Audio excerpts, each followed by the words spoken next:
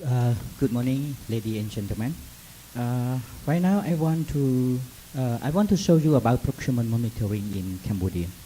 But at first, I want to show you about our coalition. Since 2005, in fact, many NGOs in Cambodia start to focus more on anti-corruption. In fact, we start to push the government to adopt the anti-corruption law since 1995. However, in 2005, we start to form not unofficial coalition. We form many NGO and to work how to push the government to adopt the anti-corruption law. And then after the anti-corruption law is passed, we start to talk among our members, and we think that it is better for us to form official coalition. And so we put our name as Coalition for Integrity and Social Accountability. And we have 29 member organizations, and we committed to promote accountability, transparency, integrity, equality, and justice. And our mission is to work together to fight, prevent, and eliminate all forms of corruption in Cambodia through capacity building, education, communication, advocacy, and to bring about effective law enforcement. Then CISA start to cooperate with ANSA. At first, we do not think about procurement. We think only how to push the government to adopt the anti-corruption law only. But after we meet ANSA, we start to focus on the procurement. And CISA start to understand that monitoring on public procurement is also part of fighting corruption. And at the time, none of its members do not pay attention or interested on public procurement. Therefore, we need to encourage them to pay attention to public procurement and be willing to monitor them. In order to do that, the first step, we should make them to understand what is public procurement and the impact, the goal, etc. Understanding public procurement, knowing how to monitor, and having monitoring tools are very important. So after the research, we found that Cambodia has 3 systems. But after the public procurement law passed, I found we have 4 systems, not 3 systems. So according to the it is public procurement system. It means the procurement system that all public institutions shall follow.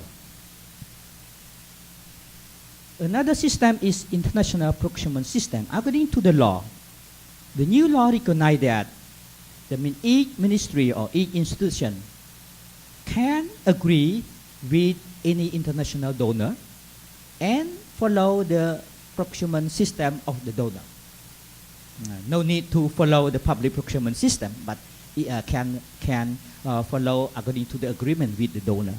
So it is another system, and it is mostly it is international standard system. And then we have another one, special procurement according to the law. That means, especially for national defense, that they do not allow the Ministry of Economic and Finance to involve. Only the Council Minister and Prime Minister only to decide what is the procurement system when they want to procure anything or any equipment relating to national defense. And another system, it is a fourth system, is local procurement system. It is a special procurement system for any project that the commune and section that they have special project, and all the project is under Ministry of Interior. And so Ministry of Interior has power to make decision and to adopt any regulation for that system. Now, I want to talk about the law on public procurement. When CISA did a research on public procurement, after we finished the research, we conduct a launching. And during the launching, and at the time we invite some Under Secretary of State of Ministry of Finance and Economy. And then when he joined our launching workshop, he showed us the new draft on public procurement. So it means that we just know the draft of public procurement on the day that we launch our research. So it is too late. And then we ask them to delay because we just know. So we need time to discuss among our members. But they reject. And so law passed with little comment from NGO. And however, beside the law public of procurement, we have new penal code. And in the new penal code, we have some crime relating to public procurement. But this law just being enforced in December 10 of 2010. So it is new. Both law, public procurement and the penal code are new. And in the new penal code has at least 8 crimes relating to public procurement. So CISA must need to understand so that they can monitor law enforcement. And now it is not clear who is responsible for enforcement of crime relating to public procurement.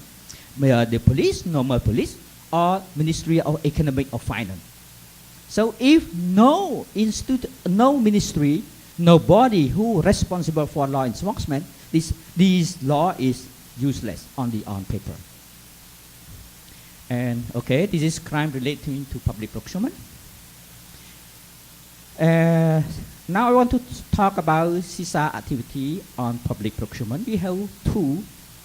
One is monitoring the public procurement of the force system and follow up the amendment of procurement by all those regulating institutions. Like I said, the law gives power to Ministry of Economic and Finance, Ministry of Interior, and Ministry of National Defense to adopt their regulation. So we should follow up when they want to amend the regulation. Okay, this is some picture that our member and CISA do. We do a research, and we have also organized a radio listener club. That means at the time we have a radio program on anti-corruption, and we do a training on procurement monitoring, and we do a public forum so that we can educate the public. What CISA will do forward, I mean, we will focus on capacity building, and CISA member should know how to monitor, and especially if we want to train them about public procurement, monitoring technique, and investigation skill. And we need to mobilize the people.